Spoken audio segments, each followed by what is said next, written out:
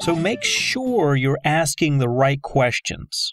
And as part of this, I want you to encourage clients to ask themselves questions with the following format. Now, before I give you that format, I want to make sure you understand the whole concept of them asking themselves questions. So it's not as if you're going to necessarily sit down with them and say, okay, now it's time for you to ask yourself a series of questions, and in the next half hour, you're going to do that. That's not really the way it works. The way it works is you train them that in each situation they encounter, whether with you or alone or sometime in the future, they will ask themselves a series of questions. And this is designed to have them able to act as their own people who bring the answers out of them. So in other words, they could have a third person or other people bringing the answers out of them through a series of questions, but how about empowering them? Since that's what this is all about, how about empowering them to ask themselves the right questions? That way, they eventually don't need you. And I keep talking about them not needing you, and I know that you may be developing more and more concern about you working yourself out of a job by empowering them too much, but you've got to believe me on this.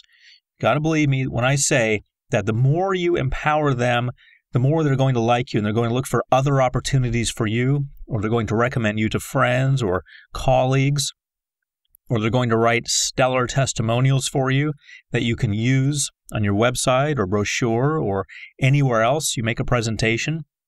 So give them the gift that keeps on giving, which is the ability to reach into themselves and pull out the answers. And you want to encourage them to ask themselves questions, because so many times clients get to a point where they feel they must turn to somebody else. They have to lean on somebody else. What if they had the power to do that themselves? What if they had the power to go through a series of questions, ask themselves these questions, find out the answers? Not all the answers will be clear, but find out the answers to the ones that are forthcoming from themselves and move forward. They're going to thank you in that moment. And every time that happens in the future, they're going to thank you for that ability. They're going to be very grateful to you. And when clients are grateful to you, that translates into a number of things. First of all, beyond the testimonials, beyond them referring you to someone else, you can probably have someone else call them, because people may want references from you in the future. They want to call 3 people you've helped. They call them up and they say, yes, I was empowered by their techniques. So, first question that I want you to encourage them to ask themselves, or the first type of question. Remember, we're talking about a format rather than specific questions. So the first point in the format, which can be translated into a number of questions actually, would be open-ended, broad questions that ask who, what, when, why, where, and how. Questions can be phrased in such a way that they're very narrow. For example, if a client comes across a challenge and they're not really certain how to overcome it, they don't know what to do, they don't know the steps they're going to take to push through it, to move forward, well, they may be stuck, and they may not know the different options that are involved in that challenge. If you open their minds up to open-ended, broad questions, then they realize all the players involved and all the possibilities involved. So when we get too focused, when we get too narrow on our thinking, when we're in a challenge, sometimes we don't realize that a lot of the key elements are just variables. For example, if I'm going into a situation where I'm considering making some sort of a change in my business, I'm considering changing the way we do things. Maybe we've been using in-house employees, and now we're going to shift to people working at home from their homes, telecommuting as they used to call it. Now it's just commonplace actually, but people working at home, and they would become subcontractors instead of employees. So I'm considering doing that. I've hired you as a life coach, I'm thinking of doing that, but I'm stuck. I'm not sure if that's what I want to do. So the question that might come to my mind is, do I want to do that? But that fails to take into consideration the open-endedness of it all, the broadness of it all. Because I can ask myself who. In other words, who will be the subcontractors? I may think it's just limited to my employee base. It may not be. I may be able to subcontract out to other countries now. If they're working at home remotely anyway, what do I care if they're working in another country? I can ask what? What will they be doing? I can ask when will I be doing this? Because maybe there's not such a pressing time limit that I think there is. Maybe I really don't have to do this starting next month. So you see, as I go through these questions, I get distinctions. The more questions I ask myself in an open-minded way and an open-ended way, the more possibilities I get. I want you to encourage your clients to ask themselves probing questions to gain more detail. Okay, so maybe I know who. Maybe I'm going to use my current employees and I'm just going to have them work at home. So I know who. All right. So now I can probe a little more deeply into who. Let's drill down a little bit into that. Okay, so I've got 5 employees, let's say. Let's just make this up. I've got 5 employees, we'll say. And instead of working in my office from now on, remember I've hired you as a life coach, thinking of changing to a system in which they're going to be working at home, not at the office anymore. That's going to save on expenses. That's going to save on all sort of hassles of getting people there on time and even little things like providing toilet paper and providing paper towels and providing soap. All that's gone. They're working at home. That's up to them now. No longer is it an issue of providing coffee and so forth and parking. That's all gone. So I've eliminated a lot of challenges just by having everyone work at home. But now I want to probe down a little more deeply. Do I really need everyone who currently works for me in the office to work at home? Or maybe I need some people to work at home, some people still in the office. Maybe there are things that happen in the office that need to happen in the office. Maybe deliveries still come, and I don't want to handle those. Boxes come, and somebody needs to sort those. Mail comes to the main office. I don't want to deal with that. So somebody's got to stay at the main office. So as I probe down a little more deeply into the word who, into that category, I find there are sub-questions, and I've learned to ask these of myself because you have empowered me. So I can say who. Does that mean everyone, or does that mean some people? Also, is this an opportunity for the business to slim down a little bit? Can some employees be given other jobs? Can some, unfortunately, be let go? Because sometimes companies are going to want to slim down. They're going to want to trim the fat, as it were. They're going to want to eliminate positions that really aren't necessary. Maybe they're becoming leaner and meaner, as they say. So you never know. So the word who carries with it a lot of sub-questions, and you can probe into that. Maybe you've got 2 people doing the job at the office that really one person working at home could do. And you've just kind of hired people because the company was forming. You didn't realize what was going on. You just had a hole and you patched it. You had something that had to be handled, so you hired someone to handle it, not realizing the redundancy of that. So that's a possibility. So as you ask who, or as I learn to ask who, because you trained me to do that, I can get some answers. I can ask the right questions, which in this case are probing questions. Also, I want you to encourage your clients to ask clarifying questions. They want to figure out what's really going on. So, when you ask yourself clarifying questions to help to understand the response, it gets kind of interesting, doesn't it? It's kind of like you're having a conversation with yourself. So, if I'm saying that I need only 3 employees to work at home who will become contract laborers because I had 5, let's say, and I've realized now I can go down to 3 because certain positions were created that didn't need to be created. They could be handled in a more consolidated way. Let's say 2 jobs can be handled by 1 person. So I've actually managed through a number of questions and probing questions to get down to 3 people now, thanks to what you taught me. So now I need to have a conversation with myself to clarify what's going on, to clarify more detail about this. So I've got a response for myself. I've asked myself a question. Do I need all these people? No. Once I start working at home, I can work with fewer people. Okay, so now I'm going to clarify that. I'm going to probe down, but I'm going to get more clarification. What exactly will they be doing, for example? I'm learning to ask myself that. What will they be doing? I'm clarifying the answers, because what I'm talking about here in this situation we've created, this artificial situation we've created for the example, is eliminating positions. That's really what's going on. That's what people are going to take away from this. Oh, I got fired. They're going to take away from it that the company downsized a little bit. Actually, the company is not changing because they're losing money. They're changing because there was money being spent that really didn't need to be spent. So in a sense, they were losing money, but the change didn't come because the company was going under because of losing money. It came as a logical result. So I'm going to clarify. I'm going to, in this case, make absolutely sure that that's what needs to be done, thanks to what you have taught me. So work with your clients to get them to have an internal dialogue with themselves. They're going to be talking with themselves. It's going to be as if there are two people there. One represents you because you'll initially be coaching them in this. You'll be walking them through this at first, but then after a while, they're going to learn to ask these questions of themselves. So make sure you're always empowering them.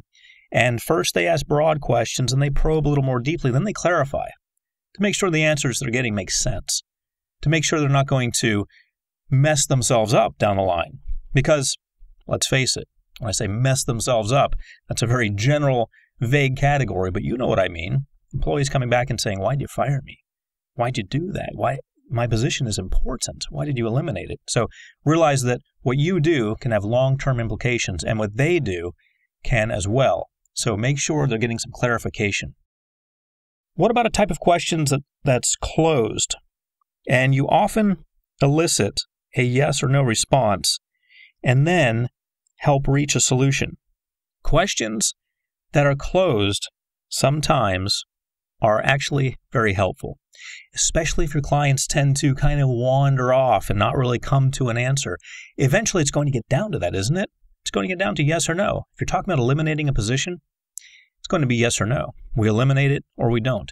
If you're talking about getting everyone to move out of the central office and work from their homes, it's either going to happen or it's not. So eventually, it has to come down to this. It has to come down to a closed question. It has to come down to something that's not open anymore. You start there, and then you funnel down. You start with an open question, you probe a little more deeply, you clarify to make sure that you know what's going on and that you're not going to make any decisions that have negative implications, especially for your client. And when they're working alone, especially for themselves, because they're taking this technology in the future, using it themselves. But eventually it's going to come down to a question that's going to require action. Open-ended questions are great because you can get a lot of information and you can probe and you can clarify and so forth. But if you never get to the action part, then all of that becomes wasted time. All of that becomes an exercise in futility because the futility comes in the sense that it's a futile effort to go through something that's so elaborate, even if it's just in your mind, and not do anything. What have you done? You haven't done anything. So let go of futility and embrace the process, which is a funnel and leads to action. Action is what you are all about teaching them to take. You want them to take action. You want them to move forward, not just any action, well thought out action. So eventually you get down to a closed question and you get a yes or no. And it could be something like this. The open-ended part would be considering doing it, and the probing would be probing down into each of those. Who, what, when, why, where, how. Probing down into each of those individually. And then clarifying, okay, we've got clarification about the who, we talked about that. And are we actually doing something that's productive when we eliminate those two positions and go down from 5 employees to 3 contractors? And then the closed part becomes, do we do this? Do we eliminate these positions in the who category? Do we eliminate Sally and Joe? Yes or no? So for your homework, I'm not going to tell you what your homework is yet, but for your homework, I want you to find a partner. And let me give you some insight into the whole find a partner idea. I want you to find someone you can work with, someone you trust, someone who's close to you. It doesn't have to be a life coach per se, but if you have access to another life coach, that's great. It can just be a friend. It can be a neighbor. It can be your spouse. It can really be anyone, but someone who's really open-minded and open to changing and helping you change. Don't choose someone who you feel is just going to go through this, just go through the motions and tolerate it and put up with it and who really isn't into it. Don't choose someone like that. I want you to choose someone. When I say choose a partner, I want you to choose someone who you feel is a dynamic thinker, someone you can learn from. Doesn't have to be, as I've said, doesn't have to be another life coach. But if you can find someone who is in a helping profession of some sort, a therapist, counselor, doctor, someone who is a person who likes to help other people, that will be tremendous for you. Because then you're not just going through the exercise that I'm going to tell you about. You're actually going to learn something from them as they go through the exercise and they have their own insight into it. You see, it's one thing to experience something. Let's say you go to another country. Let's say you go to Italy. If you don't live in Italy, let's say you go to Italy and you go to Rome and you walk around. Well, it's one thing to do that. You have your own ideas about Rome and what it means, and maybe you want to see the Vatican and so forth. But somebody else is going to bring their experiences. They're going to help you see it through their eyes. You're going to gain insight into that experience that you would not have had access to had you not brought them along, had you not gone with them. It's going to be a more rich experience for you. It's going to be a more well-rounded experience for you. So when you travel, it's great to travel with other people. And when you do an exercise, it's always nice to do it with someone else. So any of the exercises that I have you do or that you feel you can do on your own as a result of what I'm teaching you, it's great if you do them with other people because you gain so much more. Rather than just going through the activity itself and getting what you would get, you get a double benefit. And so do they. They get a benefit they wouldn't have ordinarily had. They wouldn't have ordinarily even thought of that exercise, but you've brought them into it. So two people gain, and you gain by seeing things through their eyes. And that is a wonderful process to go through. So, with your partner, I want you to have your partner write down a secret on a piece of paper. Now, the secret can be anything. For example, it can say, my favorite number is 11. But I don't want you to know what the secret is. Okay? So I don't want you to know what it is. So all you're doing is having them write down something on a piece of paper. Now, when I say secret, I don't want you to have them write down something that they really don't want to tell anyone. It's not something that's life-probing. It's not something that's going to be one of their deep secrets that they really shouldn't share with anyone else or that you'd rather not know, especially if it's a close friend of yours. So when I say secret, what I really mean is just something that you don't know about them. And it can be very general. It can be something like, for another example, their favorite food, as long as you don't know it. It can be something along the lines of their favorite color. Any of the favorites would be good as long as you don't know. It can also be their middle name. Let's say you don't know their middle name. It can be something like that. So it doesn't have to be a favorite.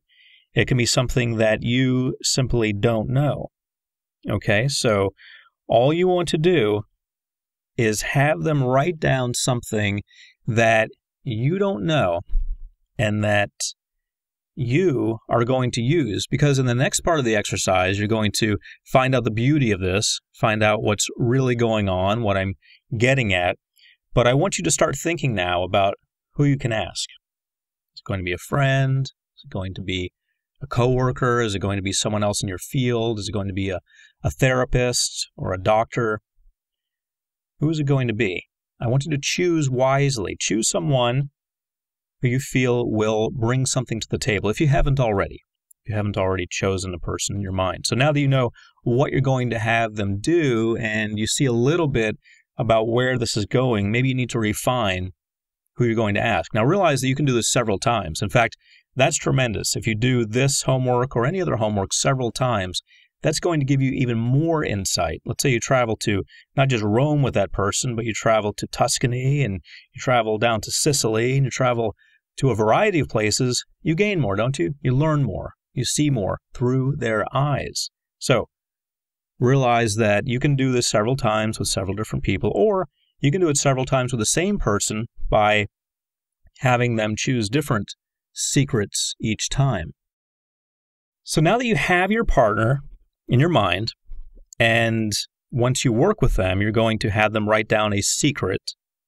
It could be pretty much anything, as long as you don't know it, and as long as it's not too revealing, because we're not trying to get to any deep psychological hidden secrets they have.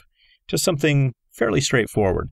I want you to ask your partner questions until you figure out what is written down. Okay, ask your partner questions until you figure out what they wrote down on that paper. Now, they wrote it down, and the paper is somewhere where you both know where it is, so it's not going to change. It's also not something that they have in their minds that can change. Not that they would do that, but just to be safe, it's written down. It is what it is. You're going to ask a series of questions until you figure out what is written down. And of course, the reason you're doing this is so you can figure out for yourself and see for yourself the beauty of questions. Pay attention as you ask questions. In fact, you may want to write your questions down. You're going to realize that certain questions are ineffective and certain questions are more effective. Certain questions are just going to be essentially filler. You're going to start out with something and it's really not going to go anywhere. You see, when you work with clients, there is an answer. Usually there are several answers. There's usually no right or wrong. For example, in the idea of the company downsizing and having people work at home and become contractors instead of employees, there's probably no right answer. There are probably several, maybe 5 or more, appropriate answers that will work. Have 1 employee stay, go down to 4 employees, maybe you can go down to 2 employees, maybe don't do anything, maybe have everyone continue to work at the office. There could be several answers which are all appropriate and will all work. So realize that the questions are how you get to the answers. So you're going to learn this yourself, how to ask appropriate questions. This is going to translate into you working with your client to guide them through asking appropriate questions. Eventually, it's going to lead to them being able to ask themselves appropriate questions. And along the way, you're going to gain some skills for your own life and your own business about asking appropriate questions. Because eventually, it may come down to you asking questions like that. Should I downsize or not? Should I expand or not? So enjoy the process, enjoy learning, and remember, ask your partner questions until you figure out what is written down. Now realize that the more variety of questions you use on all 4 types of questions, the quicker you will find the answer. You're going to find it more quickly if you ask the right types of questions. So the beauty of this is doing it several times with the same person and then doing it more times with another person, because that way you're going to see how it works and you're going to get better at it. You're going to find out that you get much better at it. You're going to find out that you get more streamlined in your questions. You're going to find out that certain questions you just get rid of right off the bat. You don't even waste your time asking because you know they're not going to lead to anything. You realize that you're going to kind of corral the answer. You're going to cut off possibilities for its escape. You're going to start cornering the answer through a series of questions. But the questions should be strategic. They should cover varieties, variety of types of questions. If you ask questions that are all yes or no, you may find it difficult to get to the answer. You may find the answer kind of eluding you, kind of staying out of your way. You're not really corralling it anywhere. But if you start with broad questions, who, what, when, where, why, questions like that. And then you probe down a little bit into the categories that are kind of suspicious to you. You think this one might lead to something, the why might lead to something, or the where might lead to something. And then you get clarification, ask clarifying questions, and then you pin them down. You got them up against the wall. You pin them down to yes or no. Is it this? Is it that? But you get to the yes or no by asking a series of other questions. Remember, it's a funnel. You start out very broad category, who, what, when, where, why, etc. How. You're asking those types of questions. Then you're probing down. Where you think you've got a hit, you probe down, drill a little more deeply. And then you want to clarify, make sure you're on the right track, and then you go in, finally, to pin them on it. Yes or no. Is this the question? Yes or no. Okay? Is this the secret? Yes or no. Is this the answer? Yes or no. Depending on what you're working with, whether it's this exercise or in your real life or with your clients, you're going to find the yes or no is slightly different, of course, depending on what category you're working in. But it's the same process. And once you get good at it, which doesn't take much time at all, once you get good at it, you're going to be able to have a skill that you can teach to your clients. And they will be able to use it in the moments when it's very important to them, when they don't have you. And they're going to thank you over and over.